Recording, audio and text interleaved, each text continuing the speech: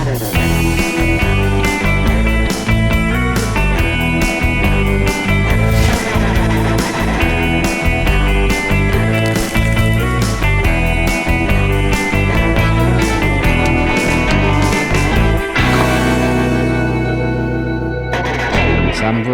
Lur.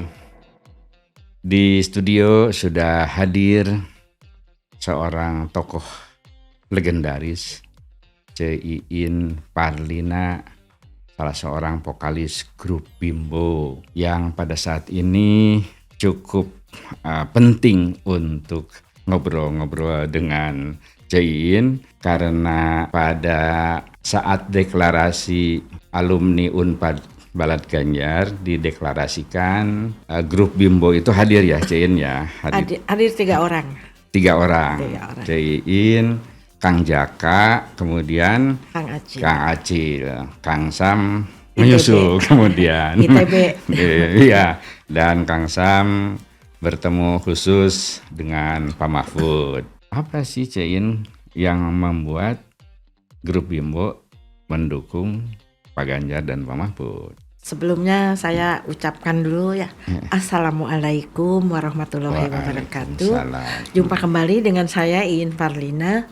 Saya juga rada malu sebetulnya ya, dibilang alumnus ITB, alumnus Unpad, tapi kan tidak selesai. Udah keburu sibuk nyanyi nyari duit. Pokoknya selesai tidak selesai alumni. Gitu. Cuman waktu itu alumni yang sudah rada-rada sepuh, kebetulan saya juga sepuh ya, disuruh hadir karena untuk deklarasi mendukung Pak Ganjar. Kebetulan mungkin satu kebetulan visi dan misi kami sama dengan Pak Ganjar gitu. Biarpun Pak Ganjarnya tidak hadir, tapi videonya pada saat dia ada di mobil dia mengikuti deklarasi itu. Apa sih visi misi yang sama dengan Pak Ganjar, Pak Mahfud? Dijelaskan lah sama Iin. Iya, karena buat saya itu nomor 1 itu jujur. Jujur ya. Pemimpin itu kudu jujur. Jujur, terus selalu membela rakyatnya, membela masyarakat kecil ya. Itu yang utama. Karena saya juga merasa saya sebagai masyarakat kecil, saya juga masih mencari duit kan. Bukan apa-apa, biarpun ada suami, tapi kan saya kalau dapat honor gitu, honor dari nyanyi mau 1 perak mau 2 perak, itu bahagia sekali ya, karena itu hasil keringat pribadi saya sendiri. Gitu. Dan masih aktif ya grup Bimbo itu? Masih, jadi waktu itu ada sebelum pemilu, Pak Mahfud MD ngundang Bimbo, nama acaranya tuh apa sih, Pekan Hening, Pekan Tenang, pokoknya bahwa selama kampanye atau pemilu, menjelang pemilu kita harus berusaha untuk tetap tenang, tidak demo-demo, tidak gurung-gusuh, tidak berantem sesama relawan ya. Dan biasanya juga akhirnya kita itu di grup itu, si ini relawan nomor 1, si ini relawan nomor 2, tunggunya jadi pasea. Terus musuh. Lucu gitu ya. Padahal sesobatan datanya. Sementara mah musuh heula. Sama saudara sepupu aja bisa gitu ya? Pasea. Gitu. Karena beda pilihan. Sekarang mah apalagi dengan faktor usia ya, tibatan terus kitanya gegebegan, terus akhirnya stres, terus ada yang serangan jantung, ada yang udah mendingan senyum aja, karena dengan senyum itu kita ibadah. Itu yang luar biasa ya, ternyata grup Bimbo itu selalu kompak, selalu solid gitu dalam membangun kebersamaan di antara masing-masing anggota grup ini. Padahal kan ya masing-masing punya karakter sendiri-sendiri. Tapi soal pilihannya mah sama pilihannya mah. Itu apa rahasianya tuh sampai begitu? Rahasianya mungkin karena masing-masing pribadi menilai ya. Menilai si ini begini, si ini begitu. Nah, untuk saya kebetulan saya itu mengalami peristiwa tahun 98. Hmm. Itu saya tinggal Pondok Indah yang mau menggempur Pondok Indah itu ternyata sudah nyampe di Jalan Trogong, ada Hero kan. Iya. Akhirnya dibelokkan ke Karawaci. Di mana-mana tuh di perapatan dibelokkan ada panser. Terus kan suami saya itu dulunya kan Mahawarman, itu Iya, panser teh cenah nembak gitu bisa cenah panser tua. Tapi mungkin dengan melihat panser orang takut lah ya. Terus kita ibu-ibu selalu menyediakan konsumsi untuk penjaga tentara kan. Ternyata si tentara ini teh di mobilnya teh penuh dengan martabak. Dari RT itu ngasih martabak, dari RT Jadi ini ngasih dukungan luar martabak. biasa dari Iya, masyarakat waktu itu iya. tuh ya. Dan di belakang rumah saya ada yang namanya Christian Hadinata, pemain bulu tangkis. Oke. Rudi Hartono itu kan suami situ juga? istri-istrinya adik kakak. Oke. Itu rumahnya belakang rumah saya. Dan pada saat itu di bawah pimpinan Agus Wirahadikusumah, mereka lagi tanding Thomas Cup di Hong Kong. Geus kitu teh meunang. Luar biasa ya. Terus si istrinya Christian tein, pokoknya kalau ada apa-apa gua lari ke rumah lo ya. Pokoknya kamu nelpon aja. Langsung saya buka pintu. Jadi dia itu si istrinya Christian itu tidurnya pegang stick softball, pakai sepatu cats. Jadi kalau ada apa-apa dia tinggal lari gitu. Namanya Oke. Saya mah ingat itu si Oke.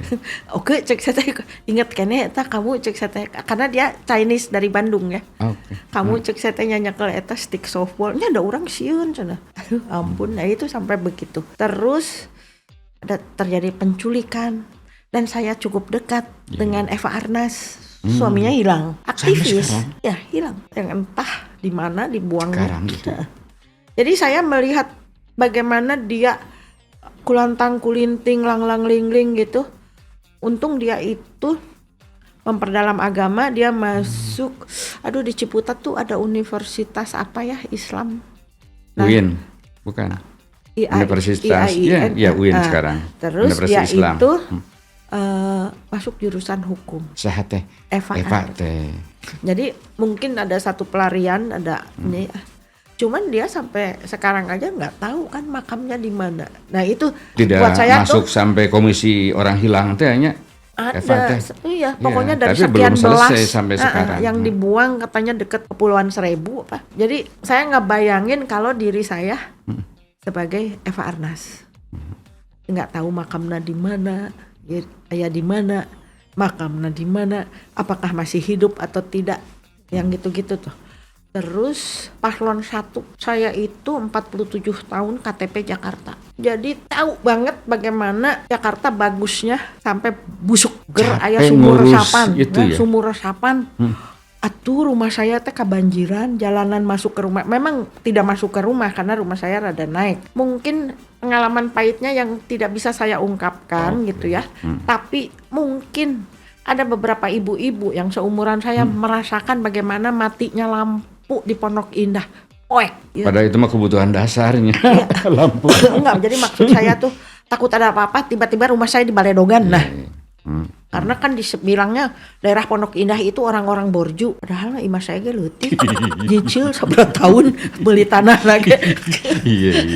Jadi Caiin itu kan ketika menceritakan tentang peristiwa 98 itu menunjukkan bahwa Caiin itu tidak cocok dengan nomor 2. Ketika Caiin menceritakan tentang banjir, sering padam lampu, itu menunjukkan Caiin itu kurang cocok dengan nomor 1.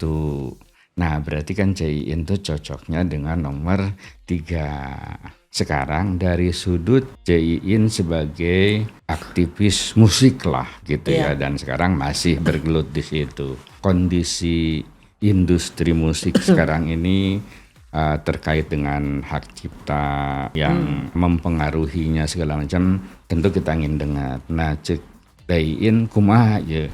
Memang kita udah lama tidak rekaman. Tidak rekaman. Kesatu mungkin faktor usia, faktor modal, dana, sewa studio pun mahal kan, sewa musisi juga mahal. Tapi lagunya Bimbo itu kalau saya buka di YouTube banyak banget. Sampai ada lagu kemarin saya nelpon Kang Jaka, Jack, saya manggilnya Jack, Jack, kamu tahu nggak judul lagunya apa? Saya mau nyari lagu nu kumaha. Terus saya nyanyi satu bait, heunya naon judul.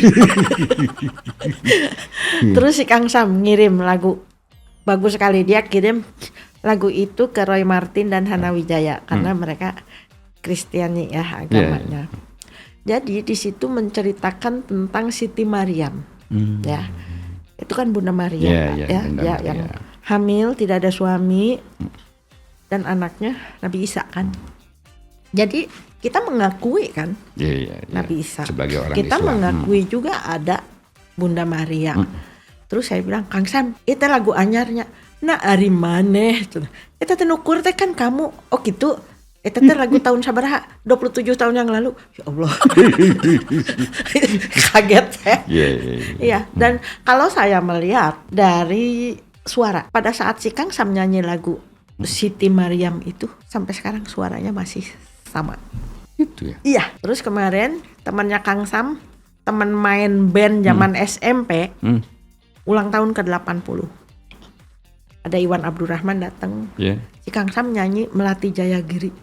Meningeun suaranya masih dengan bagus. yang dulu. Amun saya geus eungap.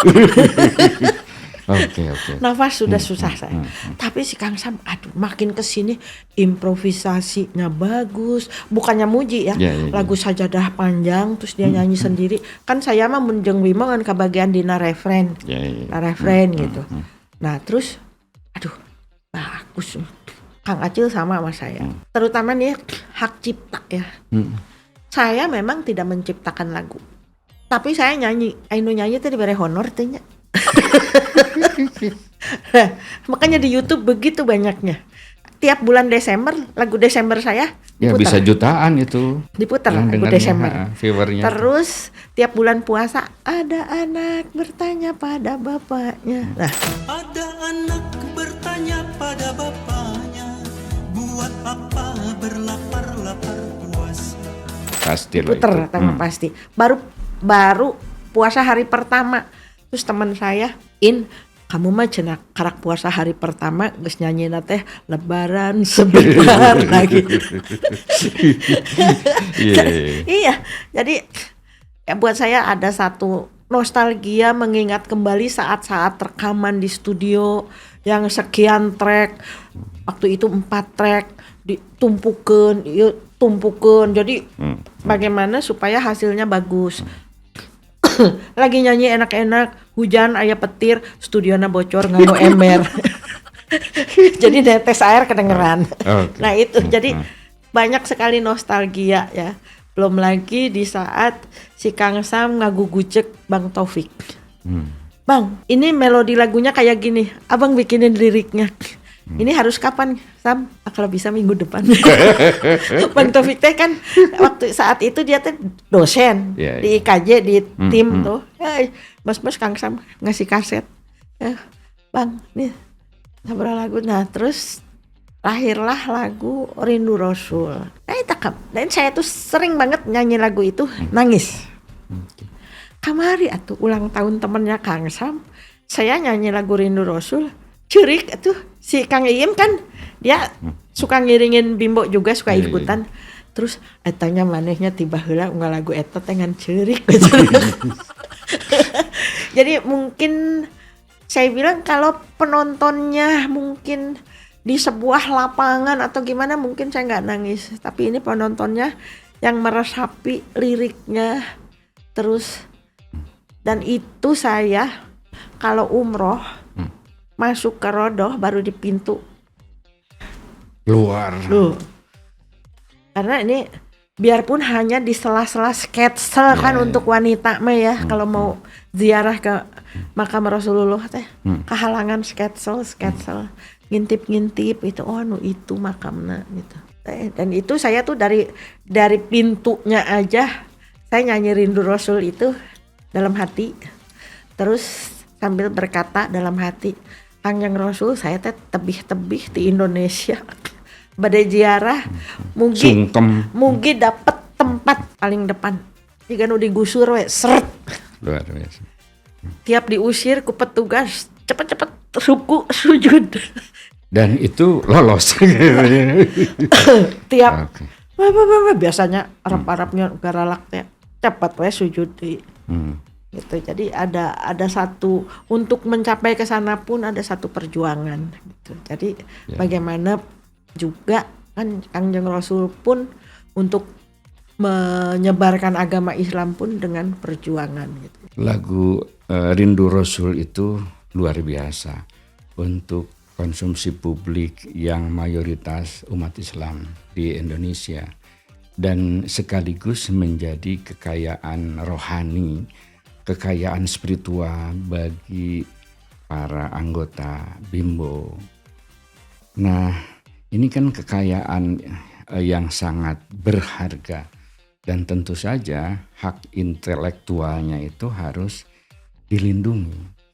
Nah, seberapa jauh sekarang ini ya penghargaan industri, penghargaan pihak-pihak lain terhadap lagu-lagu yang diciptakan Bimbo secara legendaris, secara monumental itu. Kan sekarang banyak yang mengupload gitu dengan banyak. leluasa. Iya, nah itu itu gimana? Nah itu saya juga tidak mengerti sampai sejauh mana mereka itu menghargai ya hasil karya musisi seniman itu. Kemarin saya lihat di TV, kebetulan kita tidak hadir. Pak Ganjar waktu itu kumpul dengan beberapa musisi, dengan beberapa artis penyanyi. Mudah-mudahan semuanya bisa ditangani ya, apalagi zaman baheula kan bajakan itu. Luar Sekarang biasa, mungkin sudah bukan bajakan lagi, tapi orang ngambil. Malahan saya pernah muter, jadi itu jadiin karaoke. Jadi yang di mobil teh ikutan nyanyi, jadi suara kitanya bisa dihapus. Waduh, cek saya teh ini. Nah, seberapa jauh perjuangan Bimbo untuk tadi mengambil hak lah gitu ya, Saya nggak tahu menyelesaikan haknya. Itu kan urusannya Kang Sam, Kang Acil ya. Kalau saya mungkin karena saya perempuan sendiri di grup Bimbo, terus saya teh anak bungsu, nah, jadi saya tidak terlalu mengharapkan bagaimana dan entah kapan apakah anak saya akan terima royalti. Nah, saya nggak tahu. Cuman hargailah hasil karya para seniman gitu. Karena terus terang ya, begitu kayak kemarin kan saya masuk di grup GSI. GSI itu Gabungan Seniman Indonesia. Tiba-tiba Mas Polo masuk rumah sakit, tiba-tiba Tukul sakit. Siapa yang memikirkan mereka, masa yang depannya, membantu mereka? bagaimana rumah sakitnya, bagaimana rumahnya, terus si ini kena cancer, si itu kena cancer. Saya terenyuh banget ya. Aduh, sampai segitunya, dan tidak tahu siapa yang akan bayarin. Kadang-kadang kita suka iuran. Di antara seniman gitu. Iya, untuk yang sakit. Setidaknya kalau ulang tahun ngirim bunga atau ucapan selamat, biarpun hanya WA, karena nggak tahu juga rumahnya di mana gitu. Dan saya boleh dibilang dekat dengan artis yang muda, dekat juga dengan yang senior. Kebetulan saya ulang tahun sama dengan Titik Puspa 1 November. Jadi tiap 1 November tuh Mbak Titi selalu nyuruh asistennya, tolong teleponin si Iin tuh suruh makan sini. Aduh maaf, saya bilang saya nggak bisa, saya lagi ada di Beijing nganter suami.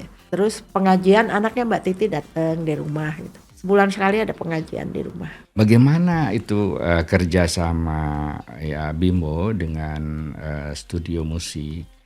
Apakah misalnya ada batas waktu, kalau misalnya 25 tahun itu dikembalikan, artinya Bimbo itu dia bisa memanfaatkan kekayaan itu untuk kesejahteraan dirinya. Nah, apakah sudah demikian atau terkendala oleh kerjasama? Saya nggak tahu ya urusan itu, karena yang nanda tangan kontrak semuanya kan Kang Sam, kadang Kang Acil. Dan apakah itu dijualnya flat, saya nggak tahu. tapi yang saya tahu sesudah 25 tahun itu kembali Ke hak cipta ke artisnya. artis. Gitu.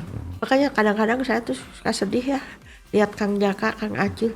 Kang Acil tuh notaris, Kang Jaka itu sarjana ekonomi. Tapi mereka hidupnya milih di musik. Musik. Aina tos sararep ya. Usia.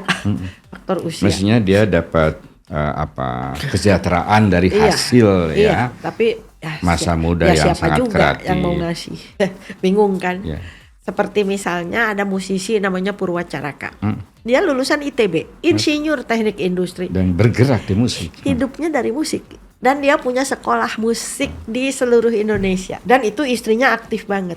Berkunjung. Dan Purwa itu yang saya tahu dia itu mengerjakan seniman-seniman daerah menjadi guru musik. Luar biasa. Iya. Itu pemberdayaan Iya. terhadap Jadi waktu itu saya musikus. Saya itu ke Thailand ikut grup golf suami. Kita makan di sebuah restoran. Tiba-tiba ada yang hei. Purwa, saya bilang, kamu sama siapa? Sama kru. Jadi kru dari ofisialnya mungkin ya. Sama Purwa 30 orang dibawa tuh jalan-jalan ke Thailand. Cek saya tengkadeng melu atuh ajakan. Kan seneng soalnya kalau rame-rame. Kayak kemarin Elva Singer Silita, teteh nonton dong, kita mau konser. Sabaraha tiketnya? Embung mahal. 2 juta sekian tiketnya. Plus pajak, plus biaya admin, plus saya bilang enggak ada kok yang murah. Nanti dulu ya, saya tanya dulu suami saya, karena suami saya sedang tidak bagus kondisinya. Solidaritas ya di antara seniman itu tinggi ya. Saya itu dengan Elva Singer kan sama-sama orang Sunda. Terus si Lita itu orang Bandung, si Agus Wisman orang Bandung. Siapa penyanyi dari Bandung? Hetty Koes Endang. Nurul Arifin. Memang dia bukan penyanyi, tapi dia pemain film. Si Oneng itu juga orang Sunda. Terus ada Nia Daniati. Terus orang Bandung ngungkul. Hebat saya bilang. Kontribusi orang Bandung tuh ya. Ada Elva ya ya. waktu itu. Dan Elva itu ininya tuh hebat banget. Dia rekaman sama saya di Jepang. Semua musisinya orang Jepang. Jadi ditanya, kamu butuh apa? Butuh ini, pemain ini. Ini kalau nggak dipakai ini udah ada cadangannya. Jadi misalnya saya nggak cocok pakai dia, udah ada cadangannya. Terus begitu si Elva langsung semuanya siap. Hebat tuh. Sebagai orang yang bergelut di industri musik, tentu Cece punya harapan ke depan yang lebih baik. Yang kedua tentu saja Cece sebagai ibu rumah tangga, sebagai warga negara, inginlah ya ke depan itu masyarakat kita lebih sejahtera dan lain sebagainya. Mungkin ada pesan terakhir. Saya tuh kadang-kadang nyanyi aja saya udah happy. Rek dibayar rek ente gitu loh. Ya. Jadi begitu dapat amplop udah saya nggak hitung lagi gitu. Tapi buat saya yang penting itu hargailah karya cipta para seniman. Apakah dia seniman tari? Emang tiap hari aya nu ngonang nari? Ya makanya. Reog misalnya nggak ada. Nah, jadi si karya ciptanya itu harap dihargai ya. Begitu juga dengan seniman nyanyi seperti Bimbo. Dari kapan kita itu pengen konser udah ngundang Adi MS. Mas Adi, kita mau konser 50 tahun Bimbo. Ayo ya. Pokoknya pilih aja lagunya apa. Nyari sponsor susah. Sekarang teh geus 57. Jadi asalnya 50 tahun. Terus geus 55, terus 57 kok enggak salah. Jadi bingung. Ayeuna siapa sih yang mau sponsorin? Nurek nyanyi nini jeung aki-aki. Nini jeung aki-aki susah kan? Embung meureunnan rugi. Tong tuh seksi meureunnan. Ya kalau dari sudut bisnis memang ya agak ini ya tidak. Iya, tapi kalau misalnya punya politik kebudayaan dan orang-orang pemimpin ya ke depan itu melihat ini sebagai satu kekayaan Iya. ya bangsa, saya kira ya akan didukung tuh, dan Jadi saya tuh lingkungan waktu itu, akan mendukung itu. iya, tapinya kadang-kadang keukeuhnya dianggap beunghar. Ya, Alhamdulillah. alhamdulillah. Mudah-mudahan apa yang disampaikan orang tuh betul-betul ya Itu Tuhan memberkati kita dan Terus in memberi mana ulang kemudahan tahun, rezeki. mana ulang tahun makan-makan gitu.